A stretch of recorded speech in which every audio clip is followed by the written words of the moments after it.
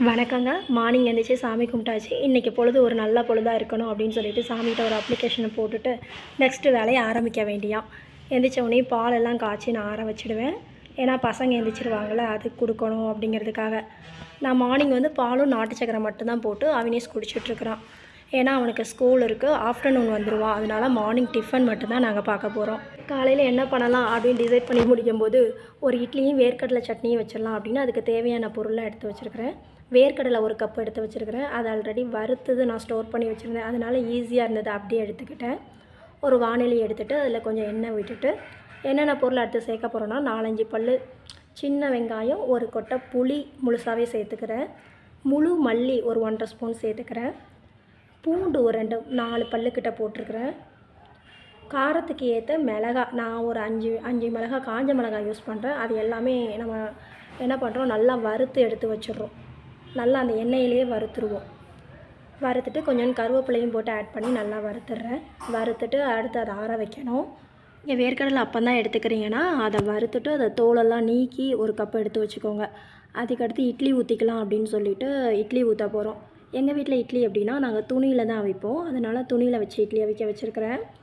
அந்த பொருளெல்லாம் ஆறிட்டா அதனால் ஃபஸ்ட்டு வேர்க்கடலையை மட்டும் நான் அரைச்சி எடுத்துக்கிறேன். நல்லா தண்ணி விட்டு எவ்வளோ நைஸாக அரைக்க முடியுமோ ஒரு குழுன்னு ஒரு பதத்தில் அரைச்சி எடுத்துக்கோங்க.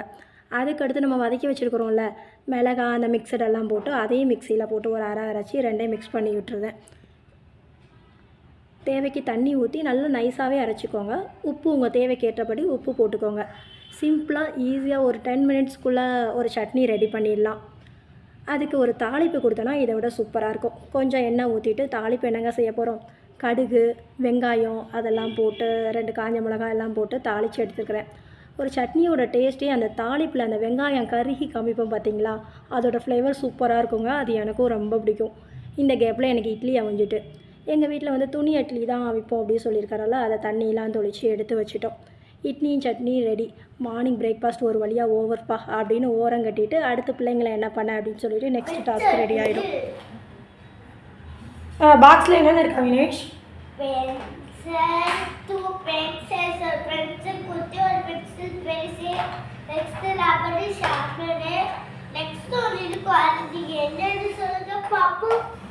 தெரியலையே, என்ன வச்சுருக்க?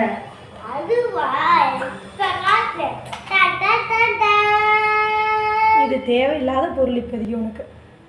ஓகே, க்ளோஸ் பண்ணி வை. ஸ்கேலு எடுத்து வை, பேக்கில் வச்சுட்டு வா. நேரம் அது குளிக்க போடு. அது கொடுத்துட்டானா பாபு? கொடுத்துட்டீங்களா? சரி போ, குளிக்க போ. ட்ரெஸ் சேஞ்ச் பண்ணிட்டு ஓடு. சரி.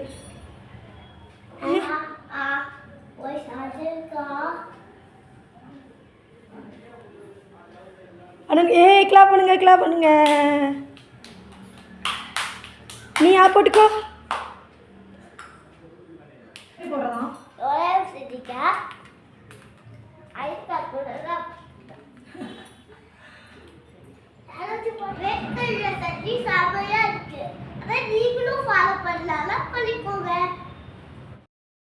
அவனுக்கு ஸ்கூல் போகும்போது மட்டும் நாங்கள் பிரேக்ஃபாஸ்ட்லாம் ஊட்டி விட்டுருவோம். ஏன்னா அவன் சாப்பிட ரொம்ப டிலே ஆகும். அதனால் அவினேஷ் இப்போ தான் ஃபஸ்ட் ஸ்டாண்டர்ட் போயிட்டுருக்குறான்.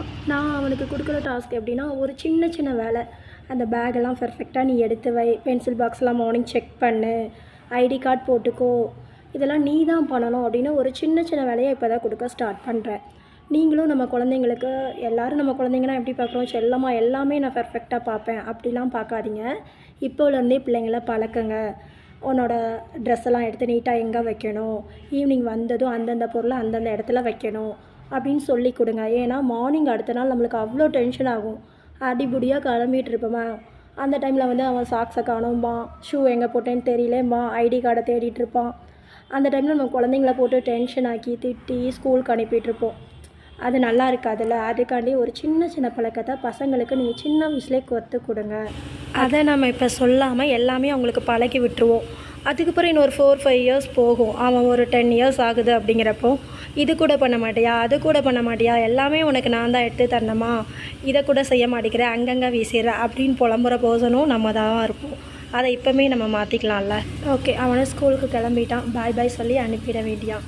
ஓகே, நெக்ஸ்ட் வீடியோவில் பார்க்கலாம்.